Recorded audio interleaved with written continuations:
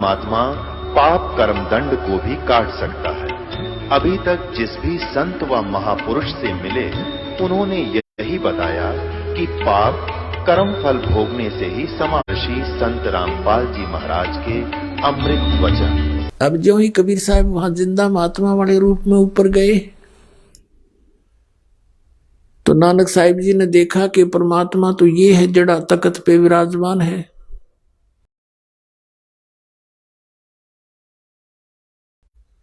और ये जिंदा महात्मा तो यहाँ का कोई सेवक नौकरगण होगा।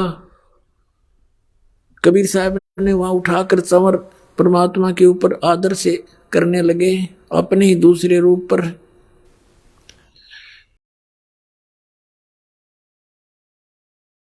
नानक साहिब जी ने सोचा कि कबीर तो सचमुच ये जो साधु है जिंदा यहाँ का नौकर है, ये है रब जो तख्त पर बैठा। इतने में वो तख्त पर बैठा हुआ परमात्मा खड़े हुए जिसके एक रोमकूप में करोड़ सूर्य करोड़ चंद्रमा मिला दे इतनी रोशनी है। और जिंदा महात्मा वाले रूप में परमात्मा जो नीचे से गए थे वो तख्त पर बैठ के ओवरऑल कंट्रोलर के सिंहासन पर।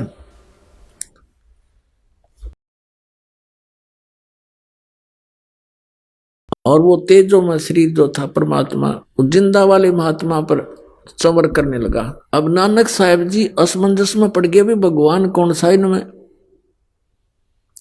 इतने में तेजो में शरीर जिंदा वाले महात्मा के शरीर में समा गए उस ओवरऑल कंट्रोलर के रूप में। ओनली कबीर परमेश्वर ही रह गए, जिंदा वाले महात्मा के रूप में विराजमान थे। चंवर अपने आप ऊपर घूम रहा था। तब परमेश्वर ने कहा वो अपनी प्यारी आत्मा दृढ़ भक्त श्री नानक साहिब जी से, मैं अब वर्तमान में बनारस में काशी शहर में भारतवर्ष के अंदर एक धानक की भूमिका कर रहा हूं, जुलाहे रूप में रहता हूं और वहां मैं सत संदेश दे रहा हूं। और नानक साहिब जी से कहा कि आपका ये स्थान है, आप यहां से गए हुए हो और लगभग 60,000 जन्म तो आपके बहुत अच्छी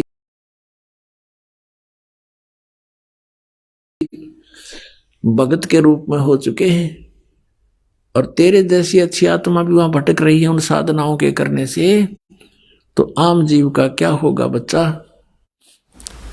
तब नानक साहिब जी ने कहा कि भगवान सचमुच ये तो लोक ही अनोखा है, अजब लोक है ये तो, और मुझे यहीं रख लो प्रभु। तो परमात्मा ने कहा आप वापस जाइए। आप जब यहां से गए आप भक्ति युक्त थे, अब आप में भक्ति नहीं रही। आप उतना ही चार्ज होकर के वापस आओगे, उतना ही भक्ति युक्त होकर वापस आओगे, उतनी ही भक्ति के लिए तुम्हें जो तैयार करने के लिए, तुम्हारे अंदर भक्ति प्रवेश करने के लिए मेरे पास सतनाम और सार नाम है। जिन अन्य मंत्रों से आप 1 करोड़ जन्मों में भी भक्ति संग्रहित नहीं कर सकते, संचित नहीं कर सकते, आप थोड़े ही समय में मर्यादा में रहते हुए उस सतनाम और आदि नाम से आप इतनी भक्ति युक्त हो जाओगे, 1000 युग में भी नहीं हो, जन्मों में नहीं हो सकते जितना आप इन मंत्रों से थोड़े ही दिनों में, कुछ ही वर्षों में भक्ति युक्त हो जाओगे यदि नियमित रहोगे। तो अपने आत्मा वो तो पहले पुण्यात्मा थे, भगवान पर विश्वास करते थे, संतों पर विश्वास करने वाले थे। उन्होंने उनके इसी वचन से समझ लिया कि सचमुच ऐसा कोई मंत्र है। और वो मंत्र, वो सतनाम मैं आपको दूंगा काशी शहर में, बनारस में, वहां आना। इस तरह फिर सारे ब्रह्मांड दिखाए, ब्रह्मा विष्णु महेश के लोक दिखाए। 3 दिन तक डिस्कस होती रही भगवान और उस प्यारी आत्मा की। तीसरे दिन उसी समय सुबह सुबह उस दरिया पर नानक साहिब जी को छोड़ दिया। शरीर में शरीर कहीं छुपा रखा था। सुबह सुबह नानक साहिब उसी दरिया पर दिखाई दिए। अन्य जनता वहां स्नान करने के लिए गए हुए थे। सबने देखा कि नानक साहिब तो जीवित हैं, जीवित हो। खुशी की लहर दौड़ गई, सारा नगर देखने को दौड़ गया। बहन को पता लग गया कि मेरा भाई जीवित है, नहीं तो बुरा हाल हो गया था, रो रो के दौड़े आए सब। उसी दिन से नौकरी भी त्याग दी नवाब की, और पुण्यात्मा नौकरी पर एक दिन गए थे, जाकर के सबको सौदा लेने आए ना, सबको देने लगे 1 2 3 13 से आगे गिनना भूल गए। 13 13, हे भगवान यहाँ है नहीं कुछ भी, सब कुछ 13 13 13 13 करके सारा लुटा दिया खजाना। किसी ने शिकायत की नवाब को कि आपका खजाना आपके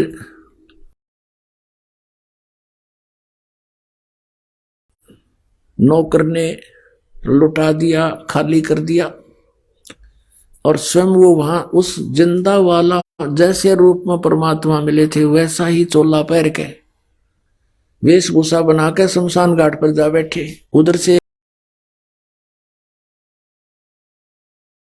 उस खजाने की जांच करवाई गई श्री जयराम जी की उपस्थिति में, जो श्री नानक साहिब जी के बहनोई थे, जिनके जमानत से, जिनकी शनाख्त से वो वहां नौकरी लगे थे। तो कहते हैं खजाने की जब जांच हुई तो 760 रुपये नानक साहिब जी के ही सरकार की तरफ एक्स्ट्रा प्राप्त हुए। उस नवाब ने अक्षमा याचना की और कहा बुला लो एक बार उनको, फिर से नौकरी ग्रहण कर ले। अब नानक साहिब जी ने वो सब पैसे वहीं छोड़ दिए और कहा मुझे नहीं चाहिए तेरी नौकरी, अब सच्ची सरकार की नौकरी करूंगा।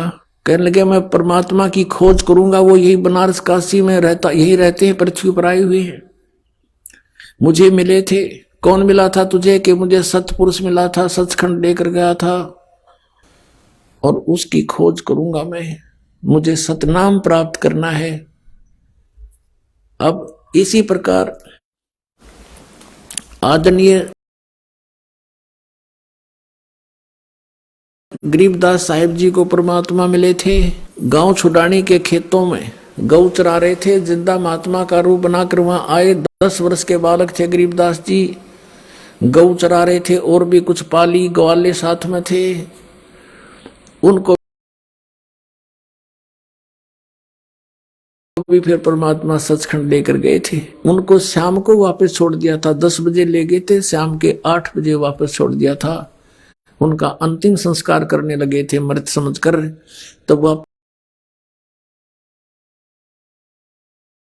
आ गए थे और आते ही ये अमृतवाणी बोलनी शुरू कर दी थी। क्या बताया उन्होंने भी? हम सुल्तानी नानक तारे दादो को उपदेश दिया, जात जुलाहा भेद न पाया वो काशी माहे कबीर हुआ। आदरणीय गरीबदास साहिब जी ने क्या कहा है कि झांकी वेख कबीर की,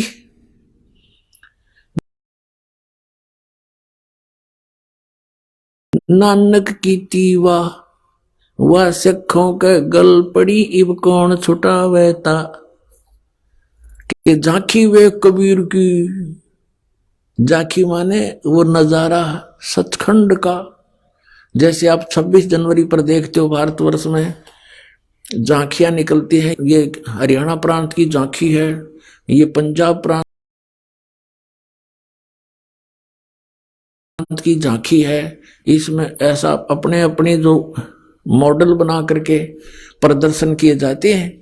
तो कहते हैं आदरणीय गरीबदास साहब जी कहते हैं झांकी वेख कबीर की, नानक की वाह वाहे गुरु वाहे गुरु वाहे, कि वाह गुरु तेरी वाह तेरी, के सतनाम बिना मोक्ष नहीं, सतनाम का हम आस पास भी नहीं।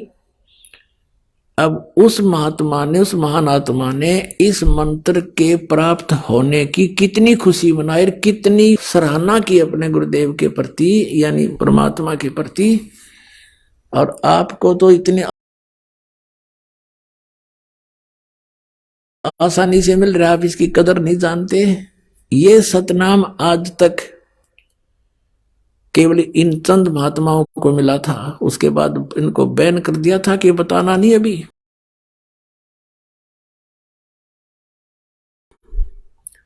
परमात्मा ने इनसे कह दिया था, प्रतिज्ञा दिला दी थी कि तुम जाप करो इस सतनाम का, 2 अक्षर का ये सतनाम।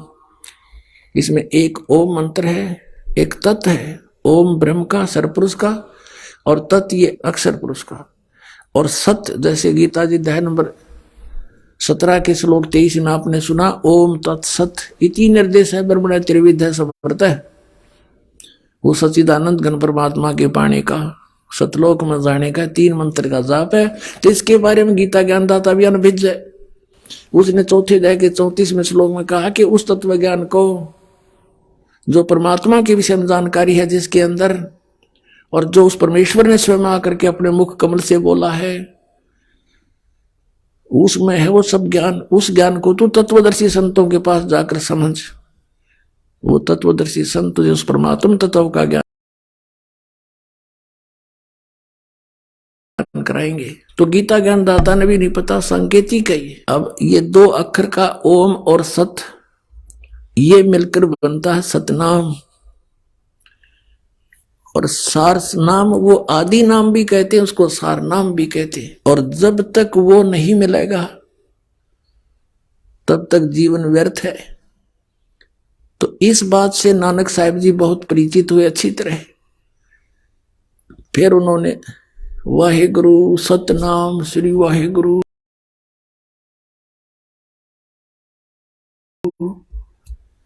सतनाम श्री वाहेगुरु। अपने आत्मा पवित्र सिख समाज इस बात को मानने को तैयार नहीं है कि नानक साहिब जी के गुरु काशी वाले धाणक वो कबीर थे। इसके विपरीत यह सिद्ध करने की चेष्टा की है कि श्री नानक साहिब जी ही कबीर साहिब के गुरु थे। पुणात्मा, ये तो एक हमारी एक अपनी एक टेंडेंसी है, हमारा सब क्या एक स्वभाव है कि हम अपने गुरु या इष्ट को किसी से छोटा देखना पसंद नहीं करते। लेकिन हमारे कोई कहने करने से कोई छोटा बड़ा नहीं हो सकता।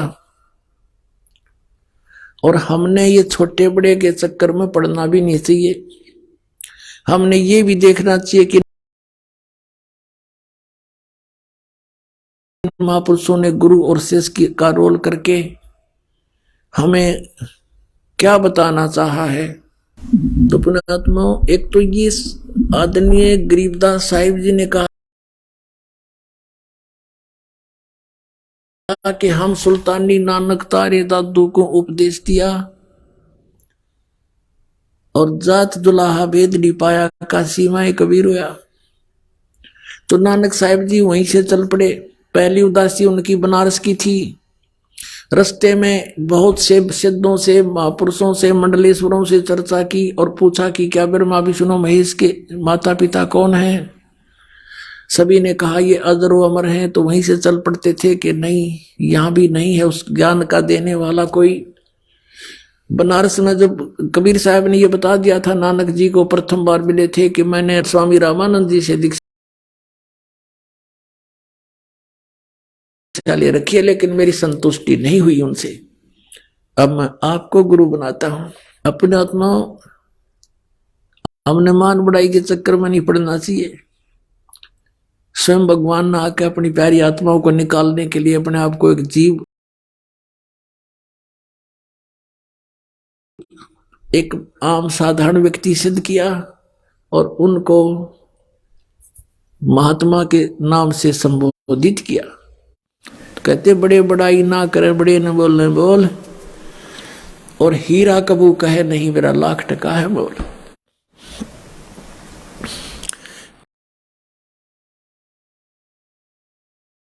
अब जो ही रामानंद जी के पास गए, रामानंद जी से चर्चा की कि ब्रह्मा विष्णु महेश के माता पिता कौन है स्वामी जी बताइए। श्री रामानंद जी ने कहा कि मुझे कुछ पता नहीं था भक्त, अब वैसे तो मेरे शिष्य कहलाते हैं लेकिन वो परमात्मा आए स्वयं। ये ज्ञान मेरे को कबीर भगवान ने दिया है और इनके माता पिता की पूरी डिटेल आपने चाहिए तो कबीर साहब से मिल लो।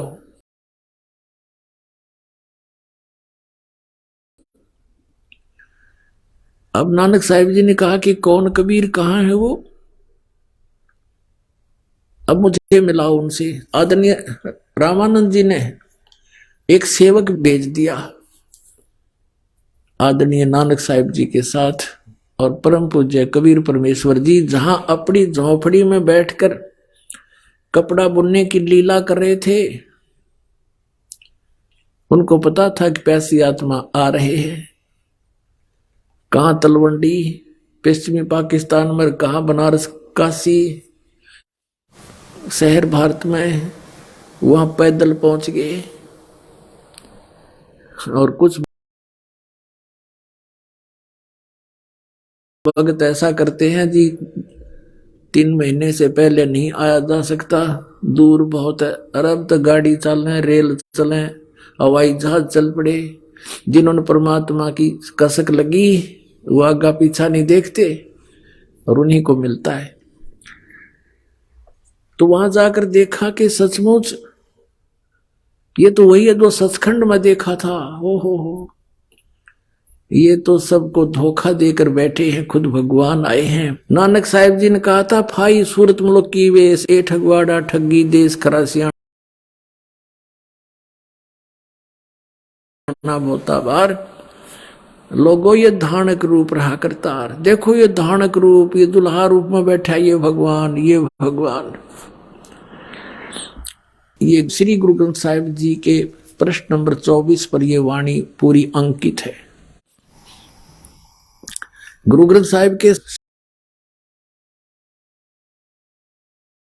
721 पृष्ठ पर कहा है कि एक अर्ज गुप्तम पेश तोदर कून करतार, हक्का कबीर करीम तू बे ए परवरदिगार। हक्का कबीर माने सत कबीर। तो यहां पर ये अनुवाद करता कहते थे कि यहां कबीर का अर्थ बड़ा है, काशी वाला कबीर यहां मायने नहीं रखता, क्योंकि नानक साहिब जी को तो सतपुरुष मिले थे। सतपुरुष अपने आत्माओं ये कंसेप्ट क्लियर करते हैं इन्हीं महापुरुषों के इतिहास और सदग्रंथों और जीवनी से। ये देखिएगा भाई बाले वाली जन्म साखी,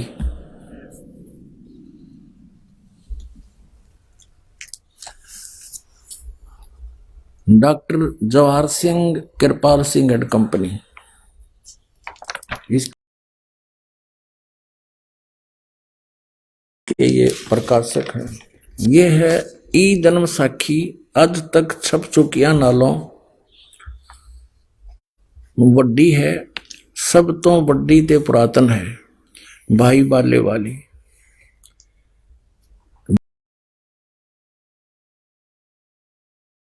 जन्म साखी श्री गुरु नानक साहिब देव जी दी, पंजे साहिब दी साखी ते 10 पातशाह दे जीवन समेत मुकम्मल साखियां हन।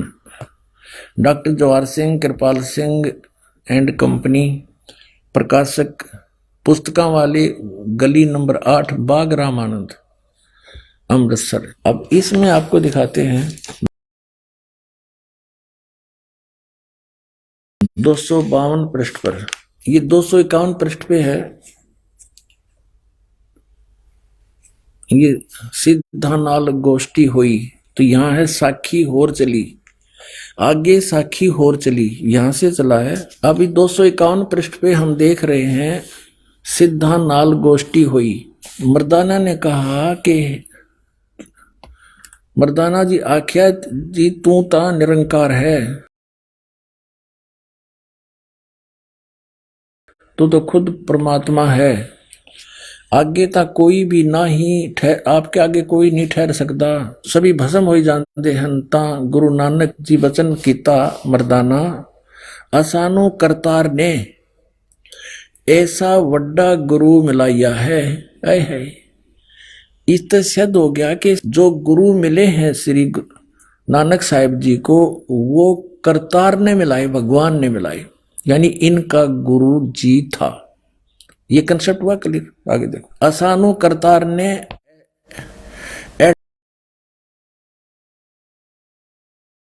एडा वड्डा गुरु मिलाया है, जो करतार थी असाडी दृष्टि विच तले नहीं आउंदा, यानी परमात्मा से कम नहीं और उसकी कृपा बिना हमें वो दिखाई नहीं देता।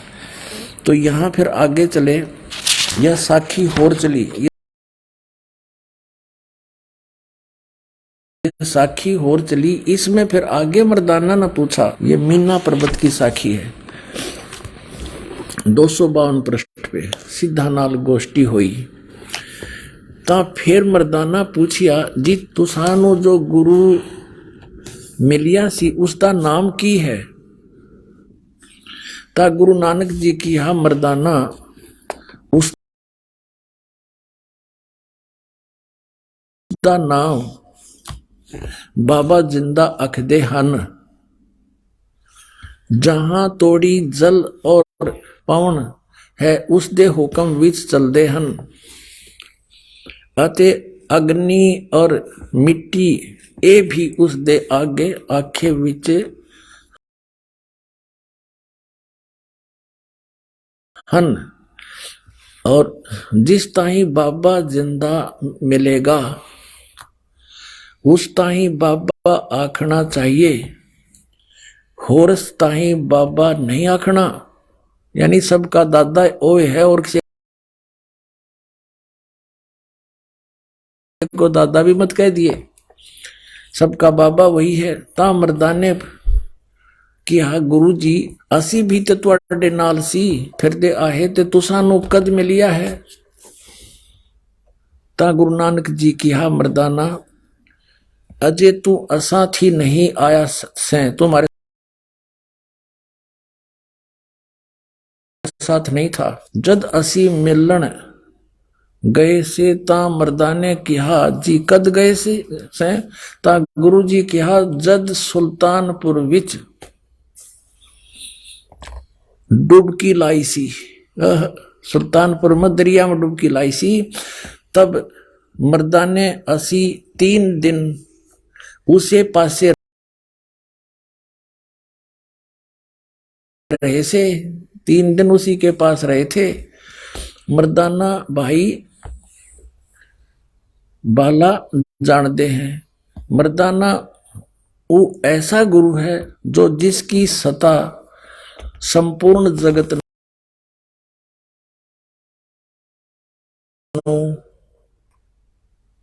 आसरा दे रही है। अते मर्दाना जिंदा उसनो कहते हैं जो काल के वश ना होए, अथों काल उस दे वश होई ता मर्दाना कि हाजी उसका रंग की है अते उसका आसन किथे है। ता गुरु जी की हा मर्दाना उसका रंग लाल है, पर उस लाली नाल कोई भी लाली मिलती नहीं, अते उस दे रोम स्वर्ण दे रंग दे हन, सोने के से रंग है,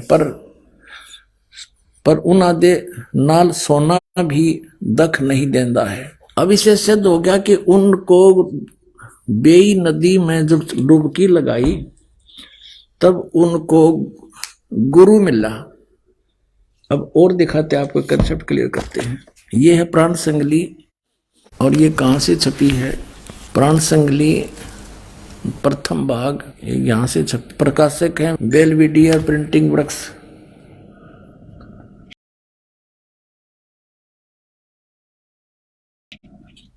ये 56A/13 मोतीलाल नेहरू रोड इलाहाबाद। इसके संपादक कौन है?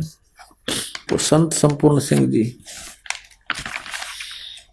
ये देखिएगा, गुरुमुख जनों का सेवा विलासी सटीपन उल्थाकार संपूर्ण सिंह तरनतारण पंजाब से। और इसके देखो 15वें पृष्ठ पे नानक साहिब का जीवन चरित्र, जीवन चरित्र है ये 15 पृष्ठ पे देखिएगा नीचे।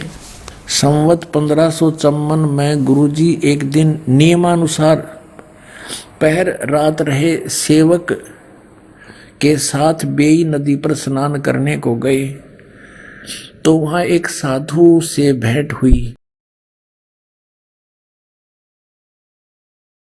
जिसने चेताया कि बाबा नानक जी, तू किस काम के लिए इस संसार में भेजे गए हो? तुम्हारे लिए सच्चे दरबार से क्या आज्ञा है और क्या कर रहे हो? इस पर गुरुजी उस साधु के साथ बेई नदी में घुसकर और 3 दिन तक गुप्त रहे। लोग अपनी अपनी समझ के अनुसार कोई कहते थे कि डूब गए, कोई और कुछ अनुमान करते थे, परंतु वास्तव में गुरुजी अपने शरीर को योग बल से समाधि दशा में नदी में स्थापित करके सतपुरुष के चरणों में सतनाम का खुल्लम खुल्ला उपदेश करने की आज्ञा के लिए सचखंड में गए थे। 3 दिन पीछे जब वह नदी से निकले तो मोदी खाने में जाकर सब सामग्री सीधा साधुओं और भूखों को लुटा दिया। अब कहने का भाव ये है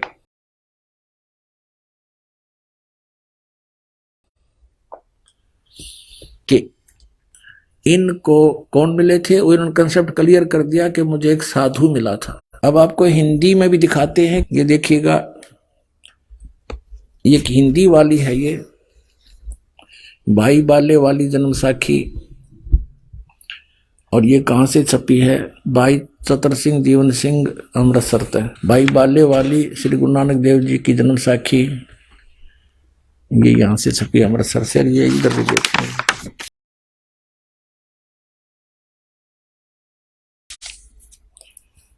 ये भाई चतर सिंह जीवन सिंह बाजार माई सेवा अमृतसर, यहां से। यहां पृष्ठ नंबर 197 पे काजी रुकन दीन सूरा था, उसके साथ वार्ता हो रही है नानक जी की।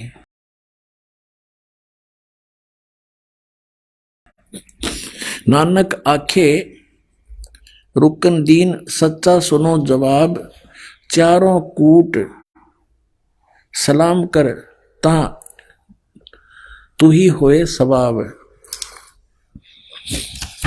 अब 198 पे कहते हैं, खालक आदम सिरजिया आलम बड़ा कबीर, और कायम दायम कुदरती सिर पीरां दे पीर।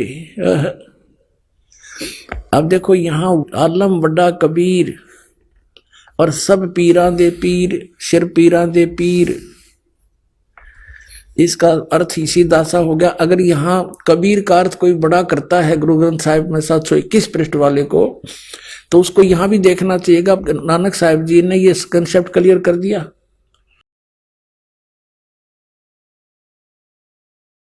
वड्डा अलग लिखा है, कबीर अलग लिखा है।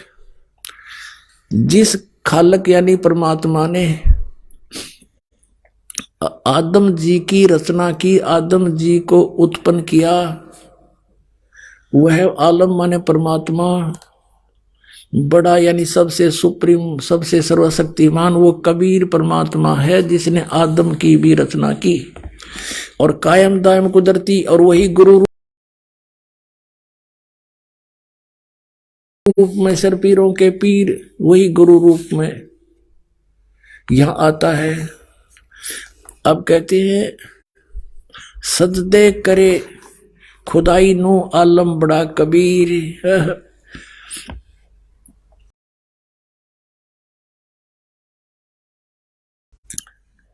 निमदा चारों कोट को जानन पीर फकीर। ओह, चारों कोट में घूमता है वो परमात्मा, और वो आलम बड़ा। ये सजदे है, सजदे करे खुदाई नो, आलम बड़ा कबीर है। अब इन सभी प्रश्नों से यह स्पष्ट हो गया कि कबीर परमात्मा धानक रूप रहा करता, ये श्री नानक देव जी के गुरु जी भी हैं और ये पूर्ण परमात्मा भी है। श्री गुरु ग्रंथ साहिब के 721 पृष्ठ पे लिखा है कि नीच जात परदेसी मेरा, खिन आवे तिल जावे, और जाकी संगत नानक रेंदा, और क्यों कर मोड़ा पावे। जैसे आप जी ने ऋग्वेद मंडल नंबर 9 सूक्त नंबर 86 मंत्र 26 और 27, ऋग्वेद मंडल नंबर 9 सूक्त नंबर 82 मंत्र 1 और 2 में, ऋग्वेद मंडल नंबर 9 सूक्त 94 के मंत्र 1 में आपने देखा कि वो सदग्रंथ क्या बता रहे हैं कि वो परमात्मा ऊपर रहता सचखंड में, वहां से एक बिजली जैसी बहुत तीव्रगामी, बहुत तेज चलने वाले पदार्थ के समान यहां आता है, अच्छी आत्माओं को मिलता है, उनको सत उपदेश दर्शाता है, उनको सच्चा ज्ञान देता है।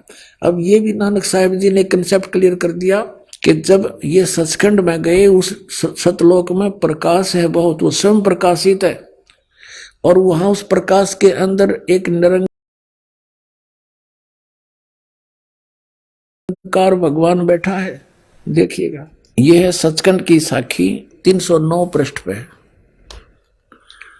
यहां क्या लिखा है कि फिर गुरुजी उस स्थान पर पहुंचे जहां महान प्रकाश है, और प्रकाश रूपी सिंहासन पर निरंकार स्वयं विराजे हैं। अब देखो,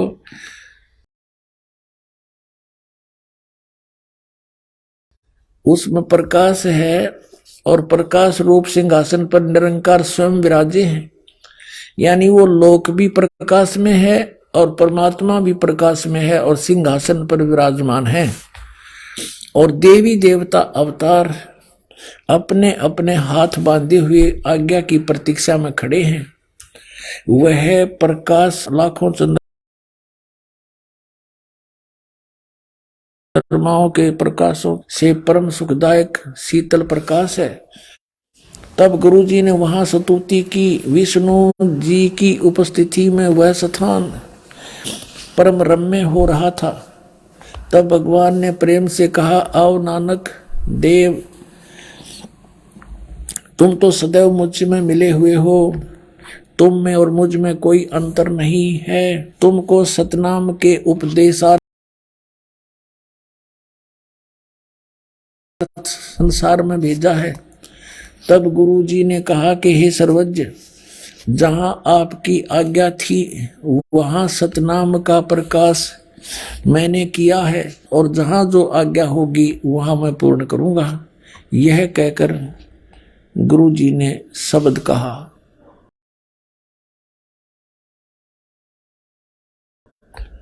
अब इस बात को समझना है कि इसमें जब कोई वार्ता हुई है भगवान की, जहां आपकी आज्ञा थी वहां सतनाम का प्रकाश मैंने किया है, और जहां आपकी आज्ञा होगी वहीं पूर्ण करूंगा। इससे सिद्ध हो गया कि श्री नानक जी को भी परमात्मा ने स्पष्ट शब्दों में मना किया था कि इस सतनाम को अभी किसी को बताना नहीं, जो 2 अक्षर का। पुण्यात्माओं, ये तो स्पष्ट हो गया, कबीर इज गॉड। सदग्रंथों ने प्रमाणित कर दिया, आंखों देखा इन महापुरुषों ने कर दिया, क्योंकि गरीबदास साहिब जी की जो लीला है वो बहुत लेटेस्ट है। उन्होंने जो वाणी लिखी है वह संपूर्ण हमारे पास उपलब्ध है। और कबीर सागर में परमात्मा ने स्पष्ट किया है कि संवत 1775 होई, तादन प्रेम प्रगटे जग सोई, और 12वें पंथ प्रगट हो मेरी वाणी। 12वां पंथ गरीबदास जी के पंथ में मेरी महिमा की वाणी पुनः फिर प्रकट करवाऊंगा। ताकि पहले कबीर सागर में इन काल के दूतों ने जो कुछ मिलावट कर दी, काट पीट कर दी, वो इससे पुष्ट हो जाएगी। तो इसलिए आदरणीय गरीबदास साहिब जी ने स्पष्ट कर दिया कि हम सुल्तानी नानक तारे और दादू को उपदेश दिया, जात जुला भेद नहीं पाया, का सीमा कबीर हुआ। और ये भी स्पष्ट कर दिया नानक साहिब जी ने कि भाई सूरत मुल्क की वेश ए ठगवाड़ा ठगी देश, खरा सियाणा बोलता बारी धानक रूप रहा करता। और फिर ये भी बता दिया कि मुझे परमात्मा ने एक इतना बड़ा गुरु मिला है जिसने सब ज्ञान मुझे दिया, और परमात्मा के तुल्य है वो, उसमें और भगवान में कोई अंतर नहीं है। और फिर ये भी स्पष्ट हो गया कि वो जिंदा बाबा के रूप में मुझे मिला था, 3 दिन उसी के साथ रहा था।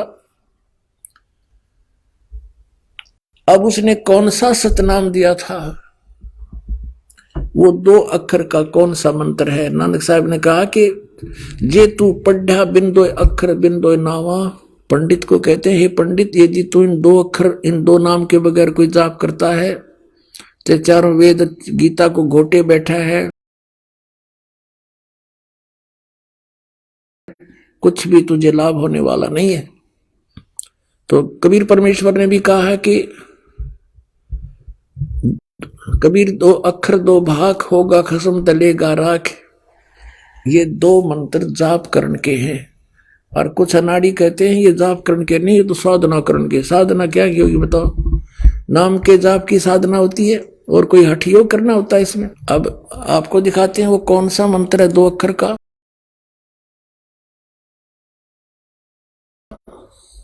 ये देखिएगा, ये वही है पंजाबी भाषा वाली, पंजाबी लैंग्वेज में साखी। इसके हम समुद्र की साखी पर आते हैं 547 पृष्ठ पे। यह है समुद्र की साखी, पृष्ठ नंबर 547 पर। बाला संधु वाच, बालाजी कहते हैं गुरु अंगद देव जी, जो नानक साहब जी के तुरंत बाद गद्दी पर विराजमान हुए, दूसरे गुरु जी बोले जाते हैं। ताते हैं गुरु अंगद जी, जद गुरु नानक देव जी अजीते पासों विद्या हुए, ता मर्दान ने किया सच्चे पातशाह जी, आसी समंदर ता देखिया पर लंका ना देखी, जिथे रामचंद्र जी चढ़ाई की है। ता गुरु नानक जी किया चलो भाई बाला ते मर्दाना, तुहानू रंज नहीं करना, आखी मीटो, आंखें बंद करो। जा आखी मीट के खोलिया ता समंदर दे कंडे यानी किनारे जा खड़े हुए,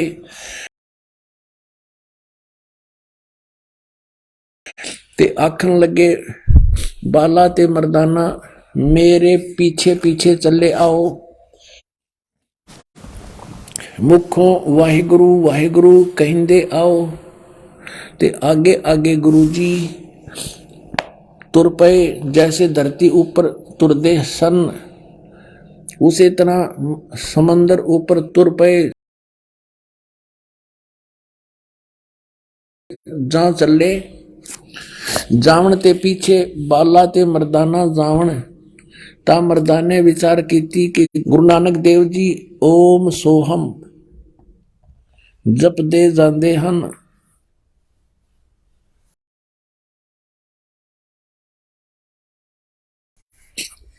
ते मर्दाना भी ओम सोहम लगा जपण, ते लगा गोते खावण।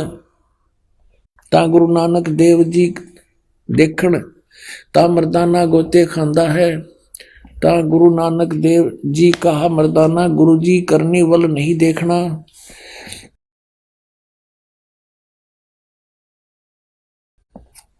गुरुदेव वचना पर चलना चाहिए। तू मर्दाना ओए आंख जो असा आखिया है, ता मर्दाना फेर लगा वाहिगुरु कहने।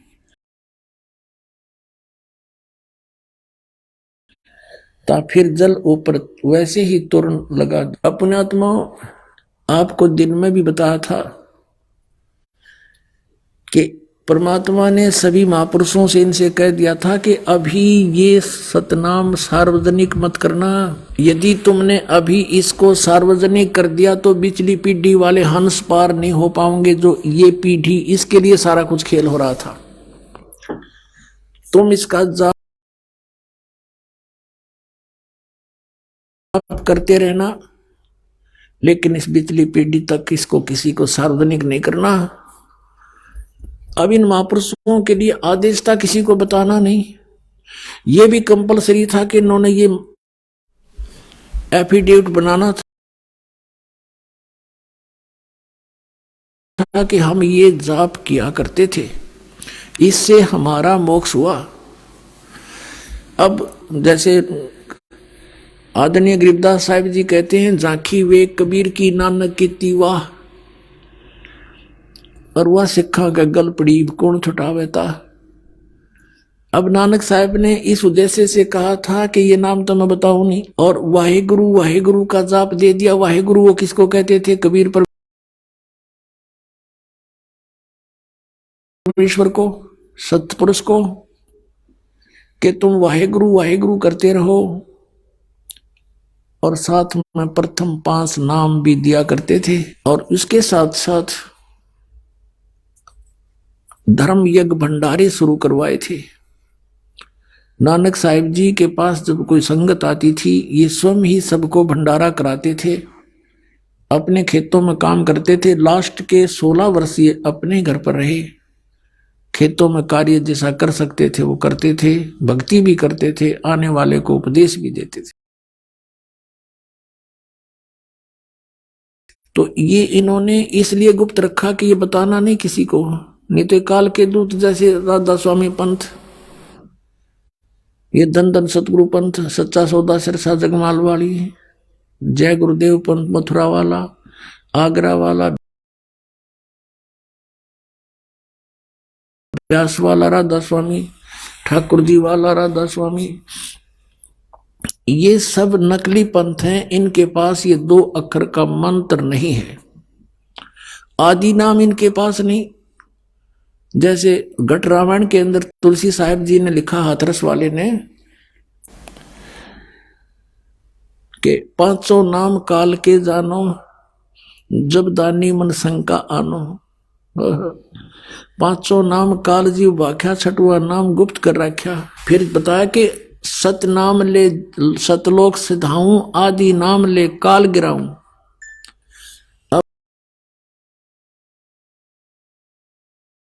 सतनाम तो ये 2 अक्षर का, सतनाम ये 2 अक्षर का, जो अभी आपको नानक साहब जी के और मर्दाना और बाला की वार्ता में आपको बताया, ये है सतनाम 2 अक्षर का।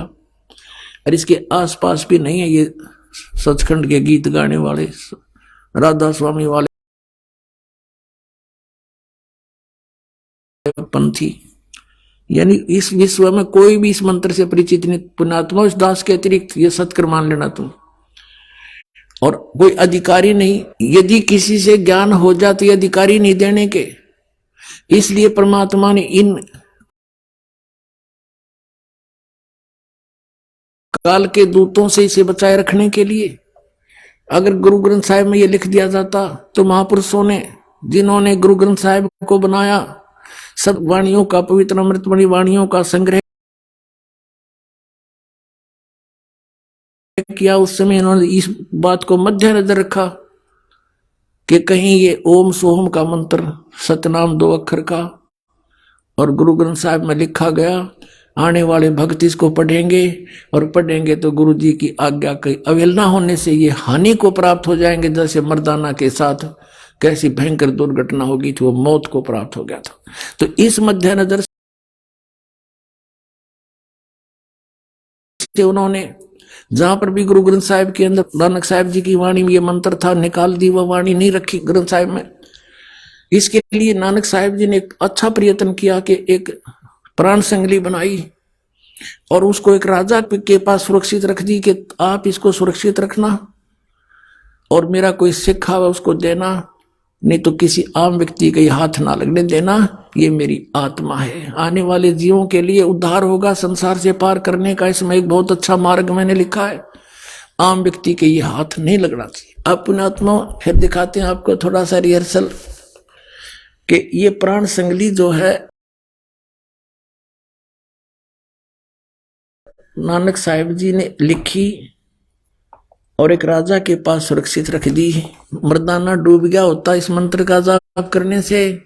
इस बात को मद्देनजर रखते हुए प्राण संगली को भी जल प्रवाह कर दिया गया था अर्जुन देव जी के द्वारा। जो गुरु अर्जुन देव जी थे पांचवें, जिन्होंने गुरु ग्रंथ साहिब को सब वाणियों को इकट्ठा करके जलद बना दिया, उस समय इसको भी जल प्रवाह कर दिया था। देखिएगा अब इस पवित्र ग्रंथ के बारे में क्या कहा श्री नानक साहिब जी ने प्राण संगली के बारे में। देखिएगा ये भाग 1 है, प्राण संगली प्रथम भाग।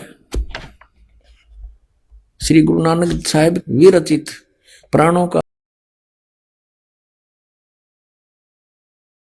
अपूर्व कवच, जो सूरत शब्द योग साधना में अमोघ तारों से रचा हुआ, काल कर्म का कृत, विद्वानों के गुरुमुखों का सुरक्षित का हितकारी, जिसको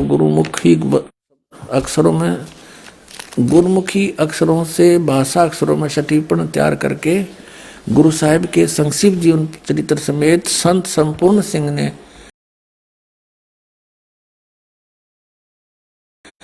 प्रेम प्रसाद रूप से अर्पण किया, जिसके मालिक वेलविडियर प्रेस इलाहाबाद ने अपने खर्चे से अपने यंत्रालयों में प्रकाशित किया। ये यहां से छपी, इसके देखना आवश्यक सूचना में गुरु नानक साहिब ने यह अपूर्व ग्रंथ प्राण संगली किस अवसर पर सिंगल द्वीप में वहां के परम भक्त राजा शिवनाभ जी को उपदेश करके बख्श दिया। और फिर उनकी 5वीं गद्दी के अधिकारी यानी गुरु अर्जुन देव जी ने, नानक साहिब जी की 5वीं गद्दी के अधिकारी गुरु अर्जुन देव जी ने उसे कैसे सिंगला द्वीप से मंगवाया तथा किस कारण से उसे गुरु ग्रंथ साहिब के संग्रह से अलग रखा, इसका वर्णन गुरु नानक साहिब के जीवन चरित्र में दूसरी यात्रा के आखिर के हिस्से में और टिप्पणकार के निवेदन में लिखा है। गुरु नानक साहिब ने इस अनमोल ग्रंथ का नाम प्राण संगली क्यों रखा? ये तो पक्के तौर पर वही कह सकता है जिसकी गति उनकी सी हो। कहते इसका नाम प्राण संगली क्यों रखा? इसके बारे में तो बताओगा जो नानक जी जैसा इन सदग्रंथों के गुण रहस्य से परिचित हो, उन किसी उसकी गति हो।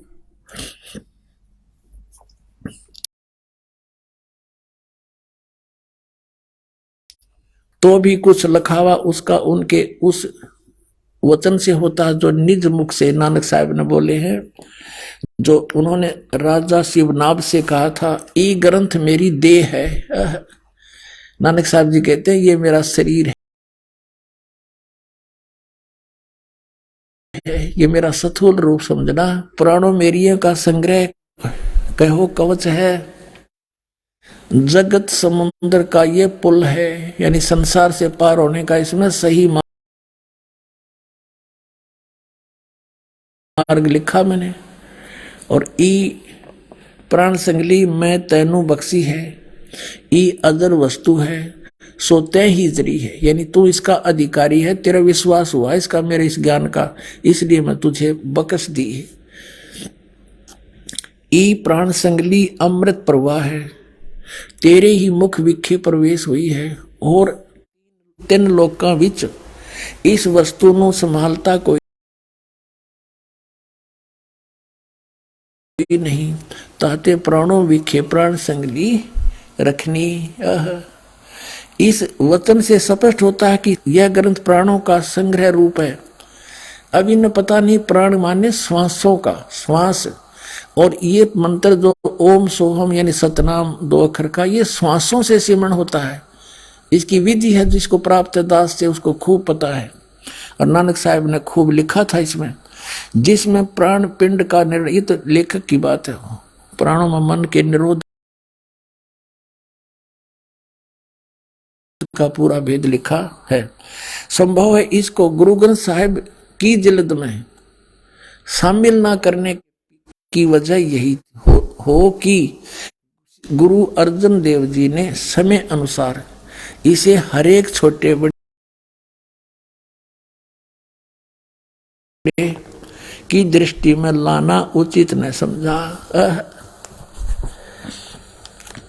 अपने आत्मा गुरु अर्जन देव जी ने किस दृष्टिकोण से इसको छोटे बड़े की नजर से बचाया कि उसमें यो मंत्र लिखा था 2 अक्षर का, जो नानक साहब जी जाप करके मोक्ष को प्राप्त हुए, और वहां झटका देना जरूरी था, नहीं तो यो काल के दूता का हाथ लग जाता। पूरा सिख समाज इसका जाप करता। ये जो दूसरे नकली पंथ है ये भी नु कहते हम भी, क्योंकि बिना पूर्ण गुरु से ये प्राप्त हुए बिना काम नहीं कर सकता। नो तो इसमें पढ़ के कोई भी जाप देने लग जाए उसे कोई लाभ नहीं हो सकता, वो तो नकली पासपोर्ट बनाएगा। तो इन नकली पंथों जो काल ने कहकर चलाए थे कि मैं नकली पंथ चलाऊंगा, 12 पंथ करूं मैं साजा, नाम तुम्हारा ले करूं आवाजा, 12 पंथ नाम जो ले ही वो मेरे मुख में आन समाई। तो इसलिए इस दृष्टिकोण से 5वें गुरु अर्जुन देव जी ने इस ग्रंथ को गुरु ग्रंथ साहब मैंने शामिल किया, बल्कि इसको दरिया में प्रवाह कर देना उचित समझा। आइए अब हम उन श्रद्धालुओं के अनुभव जानते हैं जो जगत गुरु तत्वदर्शी संत रामपाल जी महाराज जी से दीक्षा प्राप्त कर चुके हैं तथा उनके द्वारा बताए गए भक्ति मार्ग पर चल रहे हैं। सर नमस्कार। नमस्कार सर जी। सर क्या नाम है आपका? मेरा नाम नैब सिंह जी, पिंड मैसोपुर, डिस्ट्रिक्ट संगरूर, पंजाब ਦਾ रहने वाला हूँ।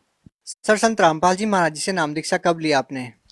मैं जी 16 ਅਗਸਤ 2009 ਦੇ ਵਿੱਚ ਤਤਵਦਰਸ਼ੀ ਸਤਿਗੁਰੂ ਸੰਤ ਰਾਮਪਾਲ ਜੀ ਦੇ ਚਰਨਾਂ 'ਚ ਗਿਆ जी। सर संत रामपाल जी महाराज जी से नाम दीक्षा लेने से पहले आप क्या भक्ति साधनाएं करते थे?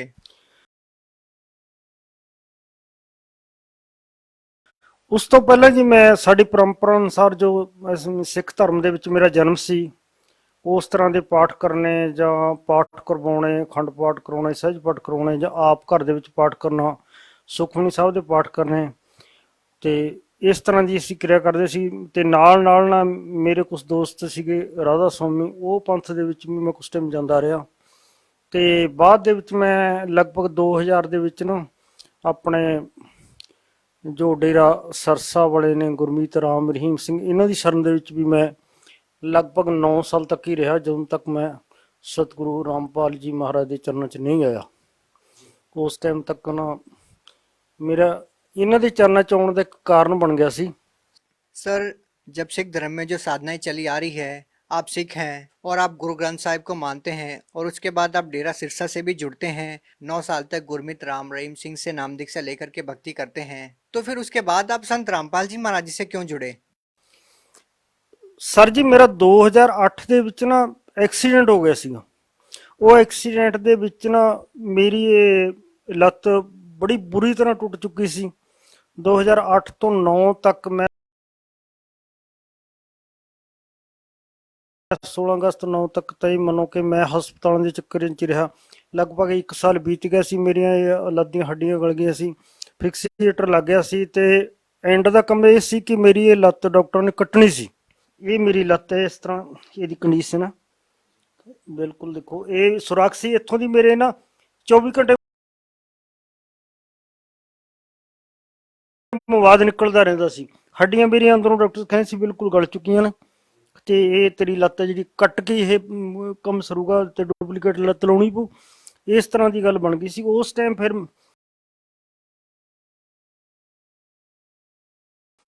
ਮੈਨੂੰ ਇੱਕ ਮੇਰਾ ਦੋਸਤ ਹੈ, ਉਸਨੇ ਕਿਤਾਬ ਭੇਜੀ ਭਗਤੀ ਸੁਦਾਗਰ ਕੋ ਸੰਦੇਸ਼। ਉਹ ਕਿਤਾਬ ਜੀ ਛੋਟੀ ਜੀ ਲਿਖੀ ਸੀ, ਤਤਵਰਤ ਸੀ ਸੰਤ ਰਾਮਪਾਲ ਜੀ ਮਹਾਰਾਜ ਨੇ। ਕਰੀਬ ਉਹ 35-40 ਪੰਨੇ ਦੀ ਪੁਸਤਕ ਸੀ। ਮੈਂ ਉਹਨੂੰ ਪੜ੍ਹਿਆ ਤੇ ਥੋੜਾ ਬਹੁਤ ਮੈਨੂੰ ਉਹਦੇ ਚੋਂ ਕੁਝ ਖਾਸ ਗਿਆਨ ਮਿਲਿਆ ਤੇ ਉਸ ਤੋਂ ਬਾਅਦ ਮੈਂ ਵਿਚਾਰ ਕੀਤਾ ਵੀ ਇਹਨਾਂ ਸੰਤਾਂ ਦੀ ਸ਼ਰਨ 'ਚ ਇੱਕ ਵਾਰੀ ਜਾ ਕੇ ਦੇਖਣਾ ਚਾਹੀਏ। सर, एक 40-50 पेज की जो किताब थी, किताब ने आपकी 9 साल की जो भक्ति थी, जो आप डेरा सच्चा सौदा सिरसा में कर रहे थे, और कितनी सारी उम्र जो सिख धर्म में जो चलती आ रही साधनाएं जो करते थे, कैसे उस 40 पेज की किताब ने आपको सोचने पर मजबूर कर दिया कि वो मोक्ष प्राप्ति की नहीं है? ਉਹਦੇ ਵਿੱਚ ਜੀ ਜੋ ਕੁਝ ਲਿਖਿਆ ਸੀ ਨਾ, ਮੈਂ ਪੜ੍ਹਿਆ, ਉਸ ਜਿਹਾ ਗਿਆਨ ਮੈਨੂੰ ਪਹਿਲਾਂ ਕਦੇ ਮਿਲਿਆ ਹੀ ਨਹੀਂ ਸੀ। ਤੇ ਕਬੀਰ ਪਰਮਾਤਮਾ ਵਾਲੇ ਜੋ ਲਿਖਿਆ ਸੀਗਾ ਨਾ, ਅੱਜ ਤਾਂ ਮੈਂ ਪਰਮਾਤਮਾ ਕਬੀਰ ਸਾਹਿਬ ਨੂੰ ਮੰਨਦਾ, ਮੈਂ ਵੀ ਇਹ ਸਮਝਦਾ ਕਬੀਰ ਸਾਹਿਬ ਇੱਕ ਆਮ ਸੰਤ ਹੈ। ਉਸ ਤਰ੍ਹਾਂ ਮੇਰੀ ਵੀ ਉਹ ਆਸ ਤਾਂ ਉਨੀ ਕੀ ਸੀ ਜਿੰਨੀ ਕੁ ਆਮ ਲੋਕਾਂ ਦੀ ਹੈ। ਮੈਂ ਉਸ ਟਾਈਮ ਕਬੀਰ ਸਾਹਿਬ ਨੂੰ ਭਗਵਾਨ ਨਹੀਂ ਸੀ ਮੰਨਦਾ, ਕਿਉਂਕਿ ਕਬੀਰ ਸਾਹਿਬ ਦੀ ਬਾਣੀ ਜੋ ਗੁਰੂ ਗ੍ਰੰਥ ਸਾਹਿਬ ਦੇ ਵਿੱਚ ਦਰਜ ਹੈ, ਇਸ ਲਈ ਮੈਂ ਉਹਨਾਂ ਨੂੰ ਇੱਕ ਸੰਤ ਹੀ ਮੰਨਦਾ। ਜਿਸ ਤਰ੍ਹਾਂ ਦੂਸਰੇ ਸੰਤਾਂ ਦੀ ਬਾਣੀ ਦਰਜ ਹੈ, ਗੁਰੂਆਂ ਦੀ ਦਰਜ ਹੈ, ਉਸ ਤਰ੍ਹਾਂ ਮੈਂ ਸਮਝਦਾ ਕਬੀਰ ਸਾਹਿਬ ਵੀ ਇੱਕ ਸੰਤ ਹੈ। ਉਹ ਕਿਤਾਬ ਦੇ ਵਿੱਚ ਪੁਆਇੰਟ ਬਾਈ ਪੁਆਇੰਟ ਜਦ ਮੈਂ ਇਹ ਦੇਖਿਆ ਕਿ ਕਬੀਰ ਸਾਹਿਬ ਤਾਂ ਭਗਵਾਨ ਹੈ, ਹੋ ਸਕਦਾ ਇਹੀ ਭਗਵਾਨ ਹੋਏ, ਮੇਰਾ ਇਹ ਕੋਈ ਪਤਾ ਕਰ, ਮੈਂ ਉਸ ਕਾਰਨ ਕਰਕੇ ਕੁਝ ਪੁਆਇੰਟਾਂ ਨੂੰ ਸਮਝਦਾ ਹੋਇਆ। ਤੇ ਨਾਲ ਹੀ ਜਿਸ ਤਰ੍ਹਾਂ ਗੁਰੂ ਗ੍ਰੰਥ ਸਾਹਿਬ ਦੇ 24 ਨੰਬਰ ਪੇਜ ਦੇ ਉੱਤੇ ਲਿਖਿਆ, ਧਾਨਕ ਰੂਪ ਰਹਾ ਕਰਤਾਰ, ਧਾਨਕ ਜਲਾਹੇ ਨੂੰ ਕਿਹਾ ਜਾਂਦਾ ਕਿ ਜਲਾਹੇ ਰੂਪ ਦੇ ਵਿੱਚ ਗੁਰੂ ਨਾਨਕ ਸਾਹਿਬ ਨੇ ਉਹ ਬਾਣੀ ਉਚਾਰੀ ਹੋਈ ਆ। ਜਦੋਂ ਗੁਰੂ ਨਾਨਕ ਸਾਹਿਬ ਨੇ ਉਹ ਬਾਣੀ ਉਚਾਰੀ ਕਿ ਧਾਨਕ ਕਰਤਾਰ, ਕਰਤਾਰ ਪਰਮਾਤਮਾ, ਫਿਰ ਅਸੀਂ ਕੌਣ ਆ ਵੀ ਜਿਹੜੇ ਨਾ ਹੀ ਮੰਨਦੇ? ਤਾਂ ਮੇਰੀ ਆਤਮਾ ਨੂੰ ਮੰਨ ਲਿਆ। ਜਦੋਂ ਗੁਰੂ ਨਾਨਕ ਸਾਹਿਬ ਨੇ ਇਹਨੂੰ ਪਰਮਾਤਮਾ ਮੰਨਿਆ, ਮੈਂ ਕੌਣ ਹੁੰਦਾ ਜੋ ਨਹੀਂ ਪਰਮਾਤਮਾ ਮੰਨਦਾ? ਤਾਂ ਮੈਂ ਇਹਨਾਂ ਦੀ ਸ਼ਰਨ 'ਚ ਗਿਆ। सर, आज आप संत रामपाल जी महाराज जी से नाम दीक्षा ले चुके हैं, क्या अब आप गुरु ग्रंथ साहिब को नहीं मानते? ਸਰ ਜੀ, ਗੁਰੂ ਗ੍ਰੰਥ ਸਾਹਿਬ ਨੂੰ ਤਾਂ ਮੈਂ ਇੰਨਾ ਜ਼ਿਆਦਾ ਮੰਨਦਾ ਕਿ ਮੇਰੀ ਜਾਨ ਤੋਂ ਜ਼ਿਆਦਾ ਪਿਆਰਾ ਗੁਰੂ ਗ੍ਰੰਥ ਸਾਹਿਬ ਦਾ ਇੱਕ ਇੱਕ ਅਕਸਰ ਮੇਰੀ ਜਾਨ ਤੋਂ ਵੀ ਪਿਆਰਾ, ਕਿਉਂਕਿ ਗੁਰੂ ਗ੍ਰੰਥ ਸਾਹਿਬ 'ਚ ਇਹੋ ਜਿਹਾ ਗਿਆਨ ਭਰਿਆ ਹੋਇਆ ਜਿਹੜਾ ਸਾਨੂੰ ਹੋਰ ਕਿਤੋਂ ਨਹੀਂ ਮਿਲ ਸਕਦਾ। ਗੁਰੂ ਨਾਨਕ ਸਾਹਿਬ ਦੀ ਬਾਣੀ ਥਾਂ ਥਾਂ ਤੇ ਸਾਨੂੰ ਠੋਕਰਾਂ ਮਾਰਦੀ ਆ, ਭਗਵਾਨ ਬਾਰੇ ਦੱਸ ਰਹੀ ਆ। ਇਸ ਕਾਰਨ ਕਰਕੇ ਗੁਰੂ ਗ੍ਰੰਥ ਸਾਹਿਬ ਨੂੰ ਨਾ ਮੰਨਣਾ ਤਾਂ ਬਹੁਤ ਦੂਰ ਦੀ ਗੱਲ ਹੈ। ਅੱਛਾ, ਗੁਰੂ ਗ੍ਰੰਥ ਸਾਹਿਬ ਅੱਗੇ ਪਹਿਲਾਂ ਤਾਂ ਸਾਨੂੰ ਡੰਡੌਤ ਕਰਨ ਦਾ ਜਾਂ ਉਹਨਾਂ ਨੂੰ ਮੱਥਾ ਟੇਕਣ ਦਾ ਵੀ ਪਤਾ ਨਹੀਂ ਸੀ। ਅਸੀਂ ਦੂਰ ਤੋਂ ਇਸ ਤਰ੍ਹਾਂ ਮੱਥਾ ਟੇਕਦੇ, ਇਸ ਤਰ੍ਹਾਂ 1 ਰੁਪਈਆ ਸਿੱਟਿਆ ਦੇ ਮੱਥਾ ਟੇਕਦਾ ਇਸ ਤਰ੍ਹਾਂ। ਅੱਜ ਮੈਂ ਗੁਰੂ ਗ੍ਰੰਥ ਸਾਹਿਬ ਦੇ ਸਾਹਮਣੇ ਜਾਣਾ ਤਾਂ ਡੰਡੌਤ ਪ੍ਰਣਾਮ ਕਰਦਾ, ਕਿਉਂਕਿ ਉਹਦੇ ਵਿੱਚ ਜੋ ਬਾਣੀ ਹੈ ਉਹ ਇਹੋ ਜਿਹੀ ਬਾਣੀ ਹੈ ਜਿਹੜੀ ਸਾਡੇ ਜੀਵਨ ਨੂੰ ਸੁਧਾਰੇਗੀ ਤੇ ਸਾਨੂੰ ਸੱਚਖੰਡ ਜਾਣ ਦਾ ਰਸਤਾ ਵੀ ਦੱਸਦੀ ਹੈ ਤੇ ਸਾਨੂੰ ਪਰਮਾਤਮਾ ਬਾਰੇ ਦੱਸ ਰਹੀ। ਜੋ ਗਿਆਨ ਗੁਰੂ ਗ੍ਰੰਥ ਸਾਹਿਬ ਦੇ ਅੰਦਰ ਹੈ, ਉਹੀ ਗਿਆਨ ਸਤਿਗੁਰੂ ਤਤਵਦਰਸ਼ੀ ਸੰਤ ਰਾਮਪਾਲ ਜੀ ਮਹਾਰਾਜ ਜੀ ਸਾਨੂੰ ਬਤਾ ਰਹੇ ਨੇ। ਦੂਸਰੇ ਗ੍ਰੰਥਾਂ ਦਾ ਵੀ ਸਾਨੂੰ ਨਾਲ ਭੇਦ ਦੱਸ ਰਹੇ ਨੇ, ਕੁਰਾਨ ਸ਼ਰੀਫ ਦਾ, ਬਾਈਬਲ ਦਾ, ਗੀਤਾ ਜੀ ਦਾ ਤੇ ਚਾਰੋਂ ਵੇਦੋਂ ਦਾ। ਜਦ ਕਿ ਬਾਣੀ ਕਹਿ ਰਹੀ ਹੈ, ਵੇਦੋਂ ਮੇਂ ਨਾਮ ਉਤਮ ਸੋ ਸੁਣੇ ਨਹੀਂ ਫਿਰੇ ਜੋ ਬੇਤਾਲਿਆ। ਅੱਜ ਤੱਕ ਸਾਨੂੰ ਇਹ ਹੀ ਨਹੀਂ ਸੀ ਪਤਾ। ਅਸੀਂ ਸਿੱਖ ਧਰਮ ਦੀ ਬਾਣੀ ਨੂੰ ਪੜ੍ਹਦੇ ਸੀ, ਸੁਣਦੇ ਸੀ ਕਿ ਉਹ ਵੇਦ ਕੀ ਚੀਜ਼ ਨੇ। ਸਾਨੂੰ ਵੇਦਾਂ ਦੇ ਨਾਮ ਨਹੀਂ ਸੀ ਪਤਾ, ਵੇਦਾਂ ਬਾਰੇ ਕੋਈ ਗਿਆਨ ਨਹੀਂ ਸੀ। ਜਦ ਕਿ ਅੱਜ ਸਾਨੂੰ ਪਤਾ ਵੀ ਵੇਦਾਂ ਵਿੱਚ ਪਰਮਾਤਮਾ ਦਾ ਕਿੰਨਾ ਰਹੱਸਮਈ ਗਿਆਨ ਆ। ਉਹ ਸਾਨੂੰ ਅੱਗੋਂ ਸਤਿਗੁਰੂ ਰਾਮਪਾਲ ਜੀ ਨੇ ਸਮਝਾਇਆ ਕਿ ਵੇਦ, ਗੀਤਾ, ਕੁਰਾਨ ਸ਼ਰੀਫ, ਬਾਈਬਲ ਕੋਈ ਅਲੱਗ ਨਹੀਂ। ਇਹ ਸਾਰੇ ਗੁਰੂ ਗ੍ਰੰਥ ਸਾਹਿਬ ਤੋਂ ਲੈ ਕੇ ਸਾਰੇ ਬਰਾਬਰ ਦੇ ਗ੍ਰੰਥ ਨੇ। ਇਹ ਕੋਈ ਅਲੱਗ-ਅਲੱਗ ਚੀਜ਼ਾਂ ਨਹੀਂ, ਇਹ ਸਾਰੇ ਪਰਮਾਤਮਾ ਨੂੰ ਮਿਲਾਉਣ ਦਾ ਰਸਤਾ ਨੇ। ਉਹਨਾਂ ਨੇ ਸਾਨੂੰ ਹਰ ਜਗ੍ਹਾ ਤੇ ਖੋਜ ਕਰਕੇ ਦੱਸਿਆ ਕਿ ਇਸ ਤਰ੍ਹਾਂ ਪਰਮਾਤਮਾ ਨੂੰ ਮਿਲਣ ਦਾ ਰਾਹ ਤੁਹਾਨੂੰ ਮਿਲ ਸਕਦਾ। सर, जब आप पहले गुरु ग्रंथ साहिब को मान ही रहे थे, तो पहले मानने में और आज मानने में क्या फर्क है? ਪਹਿਲਾਂ ਤਾਂ ਜੀ ਗੁਰੂ ਗ੍ਰੰਥ ਸਾਹਿਬ ਦਾ ਜਿਸ ਤਰ੍ਹਾਂ ਮੈਂ ਘਰ ਦੇ ਵਿੱਚ ਪਾਠ ਕਰਾ ਲਿਆ ਜਾਂ ਮੈਂ ਸਿੱਖ ਧਰਮ ਦੇ पहले क्या आपको कोई राहत नहीं मिल रही थी जिस तरह से आप पहले साधनाएं कर रहे थे? ਉਹ ਤਾਂ ਜੀ ਹੁਣ ਮੈਨੂੰ ਪਤਾ ਲੱਗਿਆ ਕਿ ਪਹਿਲਾਂ ਮੈਨੂੰ ਕੋਈ ਰਾਹਤ ਨਹੀਂ ਸੀ ਮਿਲ ਰਹੀ। ਮੈਂ ਆਪਦੇ ਕੀਤੇ ਹੋਏ ਕਰਮਾਂ ਦਾ ਫਲ ਹੀ ਭੁਗਤ ਰਿਹਾ ਸੀ। ਉਸ ਤਰ੍ਹਾਂ ਜਿਸ ਤਰ੍ਹਾਂ ਅਸੀਂ ਪਾਠ ਕਰਾਉਂਦੇ ਸੀ, ਅਖੰਡ ਪਾਠ ਕਰਾ ਲਈ, ਸਹਿਜ ਪਾਠ ਕਰਾ ਲਿਆ, ਜਾਂ ਗੁਰਦੁਆਰੇ ਦਾਨ ਦੇਤਾ, ਜਾਂ ਜੀ 20 ਰੁਪਏ 50 ਰੁਪਏ ਦੀ ਕੋਈ ਦੇਗ ਕਰਵਾਤੀ, ਜਾਂ ਉੱਥੇ ਦਾਣੇ ਚੜਾਏ, ਤੇ ਇਸ ਤਰ੍ਹਾਂ ਦੇ ਸਾਨੂੰ ਕੰਮ ਸੀਗੇ। ਤੇ ਜਾਂ ਬਾਣੀ ਪੜ੍ਹ ਲਈ, ਘਰ ਦੇ ਵਿੱਚ ਜਪਜੀ ਸਾਹਿਬ ਦਾ ਪਾਠ ਕਰ ਲਿਆ ਜਾਂ ਸੁਖਮਨੀ ਸਾਹਿਬ ਦਾ ਪਾਠ ਕਰ ਲਿਆ। तो क्या वाणी पढ़ने से या पाठ रखवाने से कोई लाभ नहीं मिलता? ਦੇਖੋ ਜੀ, ਜਿੰਨਾ ਕੋ ਲਾਭ ਦੇ ਸਕਦੇ ਨੇ ਉਹਨਾਂ ਕੁ ਸਾਨੂੰ ਜ਼ਰੂਰ ਲਾਭ ਹੁੰਦਾ। ਇਹ ਨਹੀਂ ਕਿ ਨਹੀਂ ਲਾਭ ਹੁੰਦਾ, ਲਾਭ ਸਾਨੂੰ ਹੁੰਦਾ। ਪਰ ਇਹ ਨਹੀਂ ਕਿ ਸਾਡਾ ਮੋਕਸ ਹੋ ਜਾਊਗਾ। ਮੋਕਸ ਕਰਾਉਣ ਦਾ ਮਾਰਗ ਤਾਂ ਸਾਨੂੰ ਹੁਣ ਮਿਲਿਆ, ਜੋ ਕਿ ਤਤਵਦਰਸ਼ੀ ਸੰਤ ਸਤਿਗੁਰੂ ਰਾਮਪਾਲ ਜੀ ਨੇ ਬਤਾਇਆ। ਪਹਿਲਾਂ ਸਾਨੂੰ ਇਹ ਕੋਈ ਮਾਰਗ ਨਹੀਂ ਸੀ ਮਿਲਿਆ। ਉਹਨਾਂ ਨੇ ਸਾਨੂੰ ਗੁਰੂ ਗ੍ਰੰਥ ਸਾਹਿਬ ਤੋਂ ਨਿਚੋੜ ਕੱਢ ਕੇ ਦੱਸਿਆ, ਇਸ ਤਰ੍ਹਾਂ ਦਾ ਉਹ ਮਾਰਗ ਆ। परमात्मा कबीर साहब ने जो साडा मोक्ष कर सकते हैं। सर आपने मोक्ष की बात की, सर लोग चाहते हैं कि उनको आध्यात्मिक लाभ के साथ साथ शारीरिक लाभ मिले, भौतिक लाभ मिले, आर्थिक लाभ भी मिले। तो सर हम आपसे जानना चाहेंगे कि संत रामपाल जी महाराज जी से नाम दीक्षा लेने के बाद आपको आर्थिक, आध्यात्मिक और शारीरिक क्या क्या लाभ मिले? देखो जी, जदों तो मैं संत रामपाल जी महाराज जी शरण च जाया तो उस टाइम ਦੇ ਵਿੱਚੋਂ ਮੈਨੂੰ ਹਰ ਤਰ੍ਹਾਂ ਦੇ ਲਾਭ ਹੋਏ ਨੇ। ਸਰੀਰਕ ਲਾਭ ਤਾਂ ਦੇਖੋ ਜੀ, ਮੈਂ ਤੁਹਾਨੂੰ ਲੱਤ ਦਿਖਾਈ ਆ, ਜਿਹੜੀ ਮੇਰੀ ਕੱਟਣੀ ਸੀ, ਮੈਂ ਇੱਕ ਲੰਗੜਾ ਹੋ ਕੇ ਸਾਰੀ ਉਮਰ ਬਤਾਉਣੀ ਸੀ, ਅੰਗਹੀਣ ਹੋ ਜਾਣਾ ਸੀ। ਅੱਜ ਮੈਂ ਨਾ ਪੂਰਾ ਸਪਸ਼ਟ, ਸਤਿਗੁਰੂ ਰਾਮਪਾਲ ਜੀ ਨੇ ਮੈਨੂੰ ਬਚਨ ਕੀਤੇ ਸੀ, ਬੇਟਾ ਪਹਿਲਾਂ ਦੀ ਤਰ੍ਹਾਂ ਤੁਰੇਗਾ। ਮੈਂ ਉਸ ਤਰ੍ਹਾਂ ਹੀ ਚੱਲ ਰਿਹਾ ਜਿਸ ਤਰ੍ਹਾਂ ਮੈਂ ਐਕਸੀਡੈਂਟ ਤੋਂ ਪਹਿਲਾਂ ਚੱਲਦਾ ਸੀ। ਹਾਲਾਂਕਿ ਅਗਰ ਤੁਸੀਂ ਦੇਖੋ ਤਾਂ ਮੇਰੀ ਲੱਤ ਲਗਭਗ 1.5 ਤੋਂ 2 ਇੰਚ ਛੋਟੀ ਆ, ਤੇ ਲੱਤ ਅਗਰ ਕਿਸੇ ਦੀ ਛੋਟੀ ਹੋਵੇ ਨਾ ਤਾਂ ਉਹ ਲੰਗੜਾ ਕੇ ਤੁਰਦਾ, ਜਦ ਕਿ ਮੈਂ ਸਾਫ਼ ਬਿਲਕੁਲ ਚੱਲ ਰਿਹਾ। ਸਿਰਫ ਇਹ ਉਹਨਾਂ ਦੇ ਬਚਨਾਂ 'ਚ ਤਾਕਤ ਆ। ਤੇ ਉਸ ਤਰ੍ਹਾਂ ਮੈਂ ਪਹਿਲਾਂ ਵੀ ਉਸ ਧਰਮਾਂ ਨੂੰ ਮੰਨਦਾ ਸੀਗਾ, ਪਰਮਾਤਮਾ ਨੂੰ ਵੀ ਮੰਨਦਾ ਸੀ। ਮੈਨੂੰ ਇਸ ਤਰ੍ਹਾਂ ਦੇ ਨਹੀਂ ਸੀ ਕੋਈ ਲਾਭ ਹੋ ਰਹੇ। 1.5 ਸਾਲ ਮੈਂ ਮੰਜੇ ਤੇ ਪਿਆ ਰਿਹਾ। ਮੈਂ ਅਖੰਡ ਪਾਠ ਸੁੱਕੇ, ਸਹਿਜ ਪਾਠ ਸੁੱਕੇ, ਡੇਰਾ ਸੱਚਾ ਸੌਦਾ, ਮੈਂ ਰਾਮ ਰਹੀਮ ਮਹਾਰਾਜ ਜੀ ਤੋਂ ਨਾਮ ਲਿਆ ਸੀ। ਉਹਨਾਂ ਨੇ ਮੈਨੂੰ ਸਤਿਪੁਰਖ, ਅਕਾਲ ਮੂਰਤ, ਸ਼ਬਦ ਸਰੂਪੀ ਰਾਮ, ਇਹ ਸ਼ਬਦ ਦਿੱਤੇ ਸੀ। ਉਹਦਾ ਜਾਪ ਕਰਦਾ ਰਿਹਾ ਤੇ ਬਾਰ-ਬਾਰ ਉੱਥੇ ਮੈਸੇਜ ਲਾਉਂਦਾ ਰਿਹਾ, ਸੁਨੇਹੇ ਭੇਜਦਾ ਰਿਹਾ ਕਿ ਇਸ ਤਰ੍ਹਾਂ ਮੇਰੀ ਹਾਲਤ ਹੈ। ਦੇਖੋ ਜੀ, ਜਦੋਂ ਵੀ ਕੋਈ ਆਪਣਾ ਗੁਰੂ ਹੁੰਦਾ ਨਾ, ਆਪਾਂ ਦੁੱਖ 'ਚ ਹੁੰਦੇ ਆ ਤਾਂ ਆਪਣੇ ਗੁਰੂ ਨੂੰ ਮੈਸੇਜ ਦੇਣਾ ਹੁੰਦਾ। ਮੇਰੇ ਜੋ ਸੰਗੀ ਸਾਥੀ ਸੀਗੇ ਉਹ ਮੈਸੇਜ ਭੇਜਦੇ ਸੀ ਵੀ ਇਸ ਤਰ੍ਹਾਂ ਉਹਨਾਂ ਦਾ ਐਕਸੀਡੈਂਟ ਹੋਇਆ, ਇਸ ਤਰ੍ਹਾਂ ਮੰਜੇ ਤੇ ਪਏ ਨੇ, ਤਾਂ ਉੱਥੋਂ ਸੁਨੇਹਾ ਆਉਂਦਾ ਸੀ। 2 ਵਾਰ ਮੈਨੂੰ ਕੋਈ ਦਵਾਈ ਆਈ ਤੇ ਉਹ 300 ਰੁਪਏ ਦੀ ਇੱਕ ਵਾਰ ਭੇਜਦੇ ਸੀ। ਮੈਂ ਉਹ ਮੱਖਣੀ ਚ ਰਲਾ ਕੇ ਖਾਧੀ 3 ਦਿਨ। ਤੇ ਉਸ ਤੋਂ ਬਾਅਦ ਫਿਰ ਨਾ ਇੱਕ ਵਾਰੀ ਇੱਕ 5000 ਰੁਪਏ ਦਾ ਜੀ ਕੱਦੂ ਆਇਆ, ਉਸ ਚ ਮੈਨੂੰ ਕੱਲੀ ਡੰਡੀ ਥੋੜੀ ਜਿਹੀ ਇੱਕ ਫਾੜੀ ਮਿਲੀ, ਜਿਹੜੀ ਕਿ ਮੈਨੂੰ 500 ਰੁਪਏ ਉਹਨਾਂ ਨੇ ਲਿਆ ਮੇਰੇ ਤੋਂ। ਚਲੋ ਸਾਡੀ ਸਰਦਾ ਸੀ, ਅਸੀਂ ਉਸ ਚੀਜ਼ਾਂ ਨੂੰ ਖਾਂਦੇ ਰਹੇ, ਪਰ ਮੈਨੂੰ ਲਾਭ ਉੱਥੋਂ 1% ਨਹੀਂ ਹੋਇਆ। ਤੇ ਫਿਰ ਮੈਂ ਜੀ ਅੱਕ ਗਿਆ, ਮੇਰਾ ਮਨ ਅੱਕ ਗਿਆ ਵੀ ਇਹ ਪ੍ਰਮਾਤਮਾ ਹੈ ਨਹੀਂ। ਫਿਰ ਮੈਨੂੰ ਡਾਕਟਰ ਕਹਿਣ ਲੱਗੇ ਵੀ ਤੂੰ ਮਾਸ ਨਹੀਂ ਖਾਂਦਾ, ਇਸ ਤਰ੍ਹਾਂ ਖਾਣ ਨਾਲ ਤੇਰਾ ਕੈਲਸ਼ੀਅਮ ਨਹੀਂ ਬਣਦਾ, ਤੇਰੀ ਲੱਤ ਨਹੀਂ ਜੁੜਦੀ। ਫਿਰ ਜੀ ਮੈਂ ਨਾਸਤਕ ਹੋ ਕੇ ਮੈਂ ਮਾਸ ਮੂਸ ਵੀ ਖਾਣ ਲੱਗ ਗਿਆ, ਦਾਰੂ ਵੀ ਪੀਣ ਲੱਗ ਗਿਆ, ਕਿਉਂਕਿ ਜਦੋਂ ਮਾਸ ਦੇ ਨਾਲ ਦਾਰੂ ਪੀ ਕੇ ਮਾਸ ਖਾਧਾ ਜਾਂਦਾ ਸੀ, ਖਾਧਾ ਨਹੀਂ ਸੀ ਜਾਂਦਾ। उस टाइम पे आपने डेरा सिरसा गुरमीत राम रहीम सिंह से नाम दीक्षा ले रखी थी? ले रखी सी। उस टाइम पे मैं नास्तिक हो गया। ਜਦੋਂ ਮੈਨੂੰ ਕੋਈ ਲਾਭ ਹੀ ਨਹੀਂ ਹੋਇਆ, ਮੈਂ ਨਾਸਤਕ ਹੋ ਗਿਆ। ਮੈਂ ਸ਼ਰਾਬ ਵੀ ਪੀਣ ਲੱਗ ਗਿਆ, ਮਾਸ ਵੀ ਖਾਣ ਲੱਗ ਗਿਆ। ਵੀ ਚਲੋ ਜਦ ਹੁੰਦੇ ਹੀ ਨਹੀਂ, ਇਸ ਤਰ੍ਹਾਂ ਹੋ ਸਕਦਾ ਮੈਂ ਇਸ ਤਰ੍ਹਾਂ ਠੀਕ ਹੋ ਜਾ,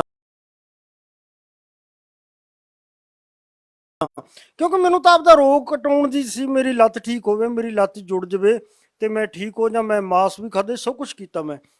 लेकिन सर जो किए का जो भोग है वो तो भोगना ही पड़ता है, वो ठीक कैसे हो सकता है? देखो जी, ये सारे संत और सब कह रहे ने करे होए दा भोग ਤੁਹਾਨੂੰ ਭੋਗਣਾ ਪਏਗਾ। ਤੇ ਉਸ ਤਰ੍ਹਾਂ ਮੈਨੂੰ ਇਹ ਸੰਦੇਸ਼ ਵੀ ਮਿਲਦਾ ਸੀ ਵੀ ਤੇਰੇ ਜੋ ਕਰਮਾਂ ਦੇ ਵਿੱਚ ਲਿਖਿਆ ਤੈਨੂੰ ਭੋਗਣਾ ਪਊਗਾ। ਪਰ ਉਸ ਤੋਂ ਬਾਅਦ ਤੁਸੀਂ ਦੇਖ ਰਹੇ ਹੋ ਮੈਂ ਬਿਲਕੁਲ ਸਹੀ ਸਲਾਮਤ ਹਾਂ। ਫਿਰ ਮੇਰੇ ਉਹ ਕਰਮ ਕਿੱਧਰ ਕੱਟ ਗਏ, ਫਿਰ ਮੇਰਾ ਭੋਗ ਕਿੱਧਰ ਚਲਾ ਗਿਆ। ਫਿਰ ਉਹ ਮੇਰੇ ਕਰਮ ਕਿਹਨੇ ਕੱਟੇ? ਉਹ ਪ੍ਰਮਾਤਮਾ ਦੇ ਮੰਤਰਾਂ ਨਾਲ ਕੱਟੇ, ਜੋ ਸਤਿਗੁਰੂ ਰਾਮਪਾਲ ਜੀ ਮਹਾਰਾਜ ਨੇ ਮੈਨੂੰ ਮੰਤਰ ਦਿੱਤੇ। ਉਹ ਮੰਤਰਾਂ ਦਾ ਮੈਂ ਜਾਪ ਕਰਦਾ ਰਿਹਾ ਤਾਂ ਮੇਰੇ ਪਾਪ ਕਰਮ ਕੱਟ ਕੇ ਮੈਂ ਠੀਕ ਹੋ ਗਿਆ। ਇਸ ਤਰ੍ਹਾਂ ਮੇਰਾ ਫਿਰ ਵਿਸ਼ਵਾਸ ਵੱਧਦਾ ਗਿਆ। और क्या लाभ मिले सर? ਆਰਥਿਕ ਲਾਭ ਜੀ ਘਰ ਦੇ ਵਿੱਚ ਬਹੁਤ ਮਿਲਦੇ ਨੇ। ਇਹ ਗੱਲ ਨਹੀਂ, ਸਾਨੂੰ ਆਰਥਿਕ ਕੋਈ ਤੰਗੀ ਨਹੀਂ ਆਉਂਦੀ। ਘਰ ਦੇ ਵਿੱਚ 5 ਰੁਪਏ ਹੋਣ ਤਾਂ ਸਾਨੂੰ ਉਹ 5 ਲੱਖ ਵਰਗੇ ਦਿੰਦੇ ਨੇ। सर क्या आप जो नशा करने लग गए थे, मांस खाने लग गए थे, क्या संत रामपाल जी महाराज जी से नाम दीक्षा लेने के बाद वो छोड़ दिया आपने? ਬਿਲਕੁਲ ਨਹੀਂ ਜੀ। ਉਸ ਤੋਂ ਬਾਅਦ ਤਾਂ ਅਗਰ ਮੇਰੇ ਘਰ ਆ ਕੇ ਕੋਈ ਨਾ ਮੈਨੂੰ ਕਹੇ ਵੀ 5 ਰੁਪਏ ਮੇਰੇ ਕੋਲ ਬੋਤਲ ਲੈਣ ਚ ਘਟਦੇ ਨੇ ਜਾਂ ਪੂਆ ਲੈਣ ਚ ਘਟਦੇ ਨੇ, ਮੈਂ ਕਿਸੇ ਨੂੰ 5 ਰੁਪਏ ਨਹੀਂ ਦਿੰਦਾ। ਕੋਈ ਕਹੇ ਮੈਂ ਦਾਰੂ ਪੀਣੀ, ਮੈਨੂੰ ਕਹਾ ਖਾਲੀ ਗਲਾਸ ਦੇ ਦੇ, ਮੈਂ ਬਿਲਕੁਲ ਨਹੀਂ ਦਿੰਦਾ। और खुद पीते हैं? ਅਰੇ ਖੁਦ ਤਾਂ ਜੀ ਮੈਂ, ਅਗਰ ਮੇਰਾ ਕਹੀਂ ਭੁਲੇਖੇ ਨਾਲ ਹੱਥ ਲੱਗ ਜੇ ਤਾਂ ਮੈਂ ਸਾਬਣ ਨਾਲ ਧੋਣਾ। ਮੈਨੂੰ ਪਰਮਾਤਮਾ ਨੇ ਐਸਾ ਗਿਆਨ ਦਿੱਤਾ ਕਿ ਇਹਨਾਂ ਤੋਂ ਇੰਨਾ ਦੂਰ ਕਰਤਾ, ਇੰਨੀ ਨਫ਼ਰਤ ਭਰਤੀ ਕਿ ਮੈਂ ਪਹਿਲਾਂ ਵਾਲੇ ਜੀਵਨ ਤੇ ਹੁਣ ਵਾਲੇ ਜੀਵਨ ਦੀ ਜਦ ਮੈਂ ਤੁਲਨਾ ਕਰਦਾ ਤਾਂ ਮੈਂ ਆਪਣੇ ਆਪ ਨੂੰ ਘਿਰਨਾ ਕਰਦਾ, ਮੈਂ ਕਿੰਨਾ ਬੁਰਾ ਇਨਸਾਨ ਬਣ ਗਿਆ ਸੀ। सर आपकी जो शारीरिक परेशानी थी वो तो दूर हो गई, क्या आप ये अनुभव करते हैं कि मानसिक रूप से आपको पूरी शांति है और आप अच्छा जीवन जी रहे हैं संत रामपाल जी महाराज जी से नाम दीक्षा लेने के बाद? ਅੱਜ ਸਤਿਗੁਰੂ ਰਾਮਪਾਲ ਜੀ ਕਿਰਪਾ ਨਾਲ ਜੀ ਮੇਰਾ ਇੱਕ ਬੱਚਾ ਉਸਨੇ ਵੀ ਨਾਮ ਲੈ ਲਿਆ, ਮੇਰੀ ਘਰ ਵਾਲੀ ਨੇ ਵੀ ਨਾਮ ਲਿਆ। ਤੁਸੀਂ ਹੈਰਾਨ ਹੋਵੋਗੇ ਕਿ ਮੇਰੀ ਮਾਤਾ ਜੀ ਰਹੀ ਆ ਜੇ 100 ਸਾਲ ਦੇ ਲਗਭਗ ਹੈ। ਉਸਨੇ ਵੀ ਉਹ ਪਹਿਲਾਂ ਸਿੱਖ ਧਰਮ ਦੇ ਵਿੱਚ ਹੀ ਅੰਮ੍ਰਿਤ ਛਕਿਆ ਸੀ, ਗਾਤਰਾ ਪਾਇਆ ਸੀ, ਉਸ ਨੂੰ ਵੀ ਗਿਆ ਕਿਉਂਕਿ ਘਰ ਦੇ ਵਿੱਚ 24 ਘੰਟੇ ਸਤਸੰਗ ਚੱਲਦਾ ਤਾਂ ਉਹਦੀ ਸਮਝ ਚ ਆ ਗਿਆ। ਉਹ ਮੈਨੂੰ ਕਹਿਣ ਲੱਗੀ ਬੇਟਾ ਮੈਨੂੰ ਨਾਮ ਦਵਾ ਕੇ ਲਿਆ, ਆਪਣੇ ਆਪ ਉਹਨੇ ਨਾਮ ਲਿਆ। ਅੱਜ 100 ਸਾਲ ਦੇ ਕਰੀਬ ਉਸ ਦੀ ਨਾ ਨਿਗਾਹ ਕਮਜ਼ੋਰ ਆ, ਨਾ ਉਹਨੂੰ ਸ਼ੂਗਰ, ਨਾ ਬਲੱਡ ਪ੍ਰੈਸ਼ਰ, ਬੜੀ ਚੰਗੀ ਤਰ੍ਹਾਂ ਆਪਣਾ ਜੀਵਨ ਬਤੀਤ ਕਰ ਰਹੀ ਹੈ। और जब सानू कोई दुख ही नहीं उसका। सर सिख धर्म के लोग तो ये कहेंगे कि संत रामपाल जी महाराज जी तो हिंदू हैं और हम संत रामपाल जी महाराज जी से नाम दीक्षा कैसे ले सकते हैं, क्या कहना चाहेंगे? सतगुरु रामपाल जी महाराज ने एक खास नारा दिता, जीव हमारी जात है, मानव धर्म हमारा, हिंदू मुस्लिम सिख ईसाई धर्म नहीं क्यों निरा। ਉਹ ਤਾਂ ਕਿਸੇ ਨਾ ਹਿੰਦੂ ਨੂੰ, ਨਾ ਮੁਸਲਮਾਨ ਨੂੰ, ਨਾ ਸਿੱਖ ਨੂੰ ਅਲੱਗ-ਅਲੱਗ ਨਜ਼ਰ ਨਾਲ ਨਹੀਂ ਦੇਖਦੇ। ਉਹਨਾਂ ਦੀ ਨਜ਼ਰ ਦੇ ਤਾਂ ਵਿੱਚ ਸਾਰੇ ਬਰਾਬਰ ਇਨਸਾਨ ਆ। ਅਸੀਂ ਜਿਸ ਤਰ੍ਹਾਂ ਕੋਈ ਛੋਟਾ ਵੱਡਾ ਨਹੀਂ ਹੈ, ਸਭ ਕੋਈ ਜਾਤ ਪਾਤ ਨਹੀਂ ਹੈ। ਅੱਜ ਸਾਡੀਆਂ ਜੋ ਸ਼ਾਦੀਆਂ ਵੀ ਹੋ ਰਹੀਆਂ ਨੇ, ਇੱਕ ਅਸੀਂ ਸਾਡੇ ਜੋ ਭਾਈ ਨੇ ਨਾ, ਭਗਤ ਭਾਈ ਨੇ, ਉਹ ਸ਼ਾਦੀ ਕਰਦੇ ਨੇ ਤਾਂ ਵੀ ਉਹ ਜਾਤ ਧਰਮ ਬਿਲਕੁਲ ਨਹੀਂ ਦੇਖਦੇ। ਉਹਨਾਂ ਦਾ ਮਕਸਦ ਤਾਂ ਇਹ ਆ ਵੀ ਅੱਗੋਂ ਵਾਲਾ ਹੈ ਜੋ ਸਾਡੇ ਵਰਗਾ शुद्ध स्पष्ट है बस ठीक है, कोई जात या बरादरी या धर्म तो असं लखा कोहा दूर हट गया। सर भगत समाज को क्या संदेश देना चाहेंगे? देखो जी भगत समाज ਨੂੰ मैं तो संदेश की दे सकता, मैं तो अर्ज कर सकता जिस तरह मैं लाभ प्राप्त किए ने और मैं भी इस झंझट चों निकल के एक परमात्मा के मार्ग ते लग्या, उस तरह मैं सारे हथ बन के बेनती करदा भी तुसीं भी जरूर इसनूं देखो। जिस तरह उस टाइम तो गुरु जी ने एक किताब भेजी सी भगती सौदागर को संदेश, अज तो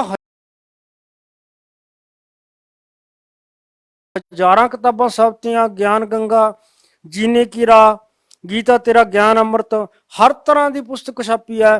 ते कोई पुस्तक पढ़ो, उहदे चों ज्ञान प्राप्त करो। पहला देखो जी असीं किसी डॉक्टर नूं परखीए ना, बिना दवाई ले असीं डॉक्टर नूं नहीं परख सकते।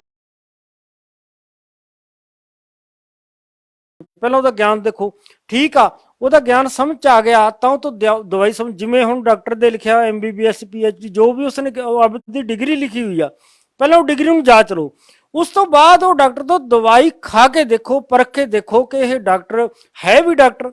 ਜਿਨ੍ਹਾਂ ਡਾਕਟਰਾਂ ਕੋਲੇ ਅਸੀਂ ਪਹਿਲਾਂ ਇਲਾਜ ਕਰਾ ਰਹੇ ਹਾਂ ਉਹ ਡਾਕਟਰ ਸਹੀ ਨੇ ਜਾਂ ਇਹ ਡਾਕਟਰ ਸਹੀ ਹੈ, ਇੱਕ ਵਾਰੀ ਅਜਮਾਇਸ਼ ਕਰਕੇ ਦੇਖੋ, ਫਿਰ ਪਤਾ ਲੱਗੂਗਾ ਇਹ ਕੌਣ ਸਹੀ ਹੈ ਕੌਣ ਗਲਤ ਆ। ਤੁਸੀਂ ਉਹਨਾਂ ਦਾ ਗਿਆਨ ਸਮਝੋ ਕਿ ਉਹਨਾਂ ਦਾ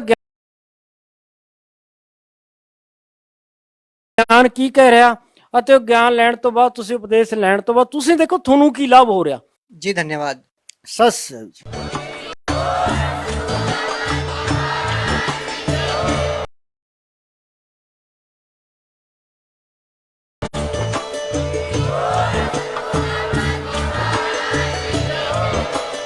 आप सुन रहे थे जगत गुरु तत्वदर्शी संत रामपाल जी महाराज जी के मंगल प्रवचन। अधिक जानकारी के लिए विजिट कीजिए हमारी वेबसाइट www.jagatgururampalji.org। संत रामपाल जी महाराज जी के शुभ आशीर्वाद से पूरे विश्व भर में 500 से भी ज्यादा नाम दीक्षा केंद्र हैं, जिन पर संत रामपाल जी महाराज जी द्वारा ऑनलाइन निःशुल्क नाम दीक्षा दी जा रही है।